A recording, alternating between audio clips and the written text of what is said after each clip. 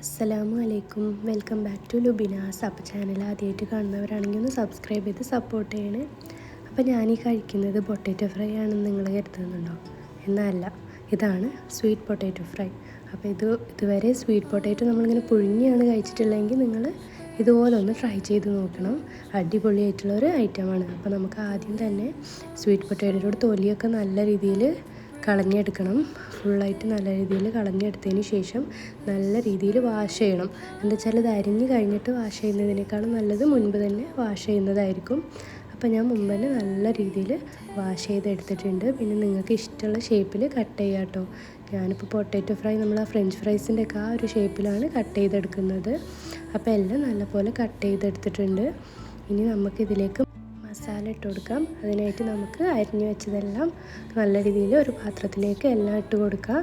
എന്നിട്ട് നമുക്കതിലേക്ക് ആദ്യം തന്നെ ഞാൻ ചേർക്കുന്നത് കറക്റ്റ് പാകത്തിനുള്ള ഉപ്പാണ്. നിങ്ങൾ പാകത്തിന് നോക്കി ഇട്ട് കൊടുക്കണം. എന്നിട്ട് ഉപ്പിട്ടതിന് ശേഷം കുറച്ച് മുളക് പൊടി ഇട്ട് കൊടുക്കുന്നുണ്ട്. പിന്നെ അതുപോലെ തന്നെ മഞ്ഞൾപ്പൊടി അര സ്പൂൺ ഇട്ട് കൊടുക്കുന്നുള്ളൂ. എരിവിന് പാകത്തിന് നിങ്ങൾ മുളക് പൊടിയൊക്കെ ഇട്ട് കൊടുക്കണം. ഞാൻ അത്യാവശ്യം എരിവ് ഇടുന്നുണ്ട്. പിന്നെ മല്ലിപ്പൊടി 1 സ്പൂണ്. മല്ലിപ്പൊടി വേണ്ടാത്തവർ ഒഴിവാക്കുക. അതെനിക്കിഷ്ടമാണ് അതിൻ്റെ ഫ്ലേവർ, അതുകൊണ്ടാണ്.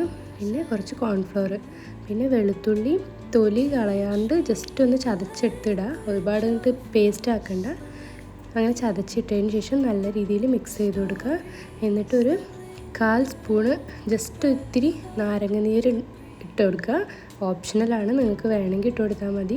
എന്നിട്ട് നല്ല രീതിയിൽ മിക്സ് ചെയ്ത് കൊടുക്കുക. ഒരുപാട് വെള്ളമൊന്നും എക്സ്ട്രാ ചേർക്കേണ്ടതില്ല. അത് കുഴച്ച് വരുമ്പോൾ കറക്റ്റ് ആയിക്കോളും. എന്നിട്ട് നമ്മൾ ചട്ടി വെച്ചിട്ട് എണ്ണ ഒഴിച്ച് കൊടുക്കുക.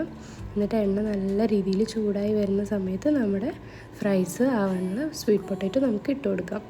അത് ഒരുപാട് ഇങ്ങനെ മിക്സായി ഒട്ടി നിൽക്കാണ്ടിരിക്കാൻ ജസ്റ്റ് ഒന്നിങ്ങനെ കൈ കൊണ്ട് വിടർത്തി ഇട്ട് കൊടുക്കണം. അപ്പോൾ കറക്റ്റായിട്ട് കിട്ടും. അപ്പോൾ അങ്ങനെ ചെറുതായിട്ട് ഫസ്റ്റ് തന്നെ ഇട്ട് ഇളക്കാതെ ചെറുതായിട്ട് ആയതിന് ശേഷം ജസ്റ്റ് ഒന്ന് മറിച്ചിട്ട് കൊടുക്കണം. അങ്ങനെ ലാസ്റ്റ് അത് കോരി മാറ്റാനാവുമ്പോൾ നമ്മൾ ചെറുതായിട്ട് കറിവേപ്പിലയും കൂടി ഇട്ടിട്ട് കോരി മാറ്റി കഴിഞ്ഞാൽ നല്ല അടിപൊളിയായിട്ടുള്ള സ്വീറ്റ് പൊട്ടാറ്റോ ഫ്രൈ റെഡി ആയിട്ടുണ്ട് കേട്ടോ. അപ്പോൾ ഇതുവരെ ട്രൈ ചെയ്ത് നോക്കാത്തവരാണെങ്കിൽ ഒന്ന് ട്രൈ ചെയ്ത് നോക്കുക. അതുപോലെ ചാനൽ ആദ്യമായിട്ട് കാണുന്നവരൊന്ന് സബ്സ്ക്രൈബ് ചെയ്ത് സപ്പോർട്ട് ചെയ്യണേ. നിങ്ങൾ ബെല്ലൈക്കൺ ക്ലിക്ക് ചെയ്ത് വെച്ചാൽ ഞാനിടുന്ന വീഡിയോസ് നിങ്ങൾക്ക് നോട്ടിഫിക്കേഷനായി വരും.